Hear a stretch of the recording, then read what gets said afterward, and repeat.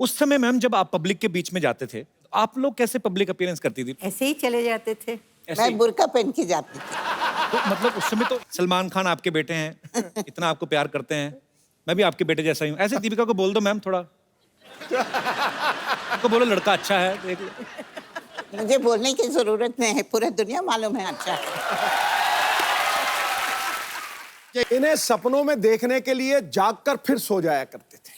वाह, काली रात जैसी इन जुल्फों में चांद सितारे खो जाया करते थे। Thank you.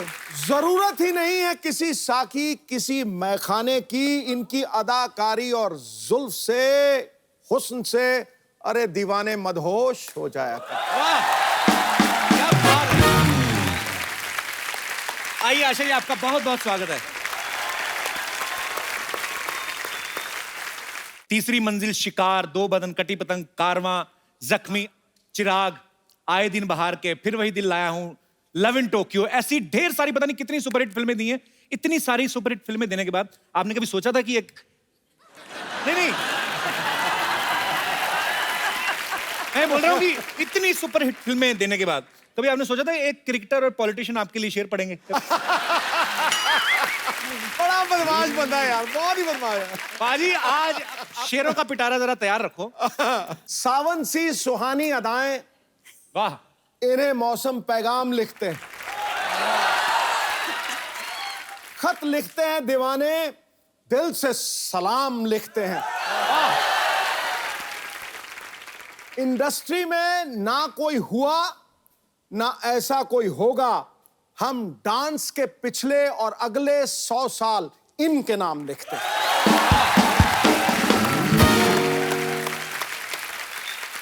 आज हमारा सौभाग्य है कि आशा जी और हेलन जी जो हैं वो हमारे शो पे, इस मंच पे मौजूद हैं। हम तहे दिल से इस्तकबाल करते हैं आपका।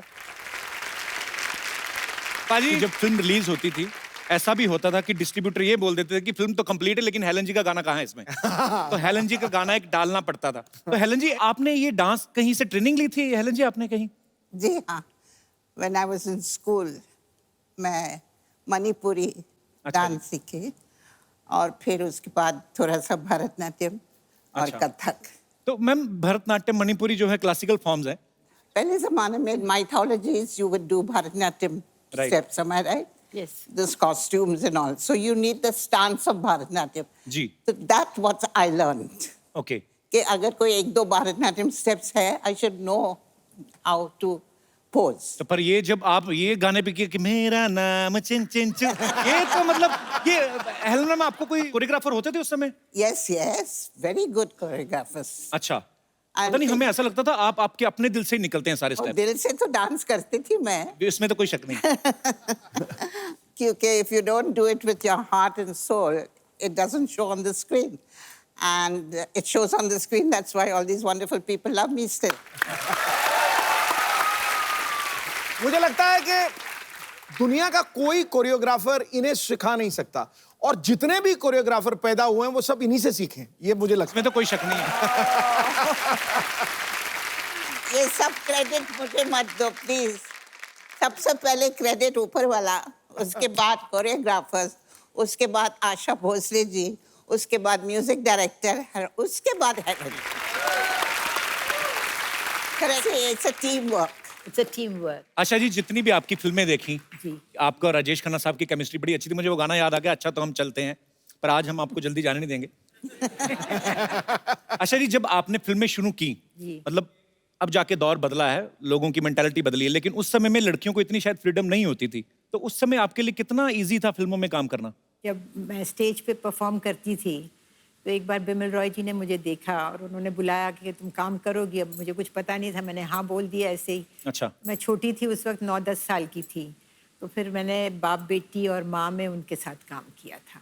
इसलिए कोई रुकावट नहीं थी, क्योंकि दादाजी फाइनेंस कर रहे थे पिक्चरों में। जी, जी। प्रॉब्लम नहीं थी। पर बड़े अच्छे आपके एडवांस दादाजी थे, हमें तो देखने में नहीं देते थे फिल्में। तो हेलन जी, आपको कभी कोई प्रॉब्लम नहीं आई? आप बेसिकली बर्मा से हैं ना? जी। तो बर्मा से फिर कैसे मुंबई आना हुआ? चल के आई। हाँ जी? I mean, are you kidding or seriously? Seriously, we were refugees from Burma. And during the Second War, the Second World War. Japanese came into Burma and they started bombarding. So Achha. वहाँ से we had to leave house and just run away. And we had to come through the jungles if you were walking through the jungles. So it took us months to reach India. आप परिवार के साथ थी उस समय? My mother, my brother, we reached Calcutta and I lost my brother. He got smallpox and expired. I mean, इनकी journey सुने, जब आपकी बातें सुनते हैं तो एक्चुअली आपने बहुत स्ट्रगल देखी और किस तरीके से आपने हालात देखे और कैसे पूरी दुनिया को आपने अपने फन से जो है वो एंटरटेन किया। आपको सलाम है। आशा जी पहले चाइल्ड आर्टिस्ट थी, फिर फिल्मों में सुपरस्टार बनी, उसके बाद इन्होंने टीवी में काफी सारे सीरियल्स प्रोड्यूस किए, डायरेक्टर बनी। हेलन जी बर्मा से आके करोड़ों दिलों पे छा गई, पद्मश्री से नवाजा जा चुका है। पाजी इतना सब होने के बावजूद आपने कभी सोचा था आपको ऐसे लाइव देखने का मौका मिलेगा? मतलब मैं तो बोल रहा हूँ, मैं सवाल ही नहीं पैदा होता। हुई हुई हुई हुई, मैं तो बिल्कुल मतलब स्तब्ध हो गया हूँ, पूरी तरह सुन्न हो गया हूँ। अच्छा आशा जी, अभी आजकल एक बड़ा नया दौर चला है, ऑटोबायोग्राफी जैसे आपकी आई है, तो बायोपिक्स बन रही हैं, स्पोर्ट्स मैन के ऊपर बन रही हैं, स्पोर्ट्स वुमेन्स के ऊपर बन रही हैं। अगर आपके ऊपर कोई बायोपिक बने तो आज के दौर की ऐसी कौन सी अभिनेत्री है, आपको भी हेलन जी सेम सवाल है, कि कौन है ऐसा जो आपको लगता है कि आपका किरदार बाखूबी निभा सकता है? मेरे हिसाब से, क्योंकि मैं कुछ ग्लैमरस बबली लड़की थी, तो मेरे हिसाब से Alia Bhatt would be the right person. Congratulations Alia, compliment for you. Helen ji आपका अगर बायोपिक बने तो आपको क्या लगता है कौन कर सकता है आपकी बायोपिक बड़े अच्छे से? I think Padukone. I love you ma'am. Deepika अगर इनकी बायोपिक करें तो मैं तो जितनी देर लगी रहेगी मैं उधर ही रहूंगा थिएटर में। एक तो हेलन जी की बायोपिक, ऊपर से दीपिका। आपको ये पता था कि I have a very soft corner for Deepika? I didn't know that. If I knew, I wouldn't have said it. Salman Khan आपके बेटे हैं, इतना आपको प्यार करते हैं, मैं भी आपके बेटे जैसा ही हूँ। ऐसे दीपिका को बोल दो मैम, थोड़ा आपको बोलो लड़का अच्छा है, देख लो। मुझे बोलने की जरूरत नहीं है, पूरा दुनिया मालूम है अच्छा है। आजकल इतनी सारी फिल्में आने लगी हैं आशा जी, एवरी वीक 2-4 फिल्में रिलीज हो जाती हैं, रीजनल अलग से होती हैं। उस समय बहुत कम फिल्में आती थी। उस समय मैम जब आप पब्लिक के बीच में जाते थे, तो आप लोग कैसे पब्लिक अपीयरेंस करती थी? ऐसे ही चले जाते थे। ऐसे ही? मैं बुर्का पहन के जाती थी। तो मतलब उस समय तो इतना जबरदस्त क्रेज, तो हमें अभी तक याद है कि हम बचपन में जब देखते थे, तो मैंने तो एक किस्सा आपका ये भी सुना कि चिन चिन चू जब आया था, जी तो उस समय आपको मेरे ख्याल से ट्रैफिक सिग्नल पे घेर भी लिया था लोगों ने। जी, और माय मदर इतनी खुश हो गई, first time Helen was recognized. अच्छा। तो उन्होंने क्या किया, उन्होंने मेरे सर को विंडो से बाहर किया और कहा, हाँ हाँ ये हेलेन है।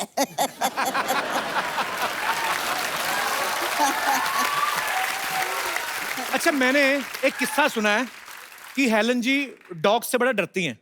मैं छोटी थी, स्कूल से आ रही थी। अच्छा जी। और अपना नेबर के गार्डन में एक बहुत अच्छा अमरूद अच्छा जी। झाड़ था, तो मैं चढ़ के I was about to break the over जी। When the lady of the house came out. अच्छा। और उन्होंने अपना कुत्ता छोड़ दिया गार्डन में, और वो आके बैठा नीचे झाड़ के नीचे। अच्छा। और मैं ऊपर 2 घंटा के लिए उन्होंने मुझे उधर ही बिठाया। It's a fact. चोरी का अमरूद महंगा पड़ गया उस दिन आपको। मैम आजकल तो आपको पता है फिल्में कैसे शूट होती हैं, एक टेक हुआ आर्टिस्ट का और जाके फटक से डायरेक्टर के पास एक इतना छोटा सा टीवी रहता है, उसमें जाके देख लेते हैं कि कैसा हुआ सीन। उस समय तो मॉनिटर भी नहीं होते थे मैम, नहीं। और डिजिटल कैमरास भी नहीं होते थे। बिल्कुल नहीं। उस समय आप कैसे डिसाइड करते थे कि सीन अच्छा हुआ कि नहीं हुआ? नहीं, जब टेक होता था तो अगर मुझे लगता था कि नहीं मैंने कुछ ठीक नहीं किया है, तो रिक्वेस्ट करते थे डायरेक्टर को कि भाई एक रीटेक कर लेते हैं। अच्छा। तो वो अगर डायरेक्टर को लगता था कि इससे बेटर शॉट हो सकता है, तो वो मतलब वो अलाउ करते थे। उसी तरह डायरेक्टर को अगर लगता था कि शॉट ठीक नहीं है, जी। तो वो फिर रीटेक करवा लेते थे। मतलब डायरेक्टर की आंख इतनी तेज थी कि जी। उनको मालूम था कि किस तरह का शॉट हो रहा है। पर एक्चुअली इतना बदलाव आ गया ना मैम, आजकल तो टेक्नोलॉजी का इतना सहारा लेते हैं। मुगले आजम में पहले जितने सैनिक चाहिए होते थे उतने ही खड़े करने पड़ते थे, अभी तो 100 खड़े करके 1000 बता देते हैं। जैसे अभी बाहुबली आई ना, उसमें जितने हाथी दिखाए इतने टोटल हिंदुस्तान के जंगलों में नहीं है जितने बाहुबली में उन्होंने दिखाए। कार भी ऑटोमेटिक आ गई हैं आजकल, तो अगर विलन ने बैठा किसी ने शीशा नीचे करना ऑर्डर देना तो अच्छा लगता है, ऑटोमेटिक दबाया शीशा अपने आप नीचे जा रहा है, फिनिश हिम, शीशा ऊपर। पहले अजीत साहब वगैरह बेचारे हाथ से घुमाते थे रॉबर्ट, और उनको कंधा भी रोकना पड़ता था ताकि पता ना चले कि हम शीशा नीचे कर रहे हैं, धीरे से करके रॉबर्ट फिनिश हिम।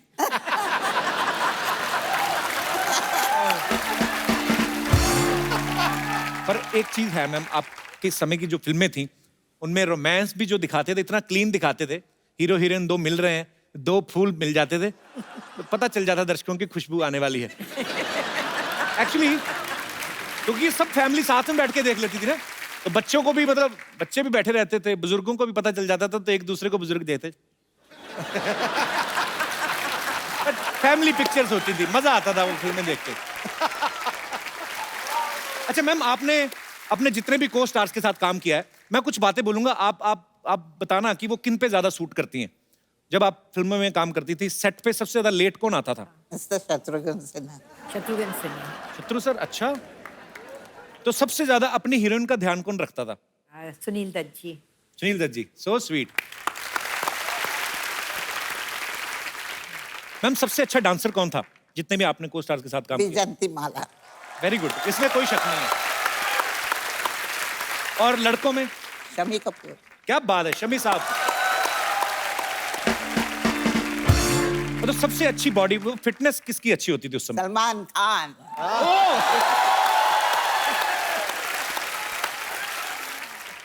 अच्छा, जैसे आजकल फिल्में आती हैं तो हीरो हीरोइन जो हैं अपने गाने के हिसाब से कि जैसा परफॉर्म करना है वैसे ड्रेस देख लेती हैं। आप इतनी भारी भरकम साड़ियां पहनती थी, इतने खूबसूरत हेयर स्टाइल, मुझे नहीं लगता कि 60-70s के बाद कोई ऐसा दौर हुआ है, मतलब उस समय हेयर स्टाइल जो है उनके कॉपी किए जाते थे आपके। लोग बोलते थे कि ये साधना कट है, ये आशा जैसा हेयर स्टाइल है, उनके जैसी साड़ी है। इतने अच्छे अच्छे हेयर स्टाइल, भारी भरकम जूड़े भी होते थे हीरोइन के। कैसे मेंटेन करते थे मैम? आपको कोई प्रॉब्लम नहीं आती थी? नहीं, प्रॉब्लम तो नहीं आती थी, लेकिन हाँ तकलीफ बहुत होती थी क्योंकि बहुत सारे पिन्स डाले जाते थे बालों में। और हेलन जी, आप तो ऊपर से डांस भी करना। वो तो सब ठीक है, लेकिन जब भी पैकअप आवाज सुनती ना जी, तो you should have seen me. I would go into the makeup room, सब निकाल दो।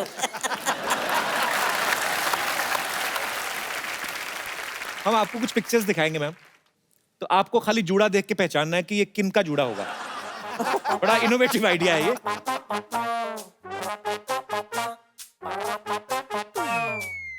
बबीता। बबीता। अच्छा, ओके, नेक्स्ट। मुमताज। ताज। क्या बात है, ये है friendship. Next. That looks like Sadhana. Yeah? Yeah. Yeah. क्या बात है। नेक्स्ट। शर्मिला टैगोर। वाह। Oh yeah. और ये? Asha Parekh. That's me. That's you? मैं। Ah.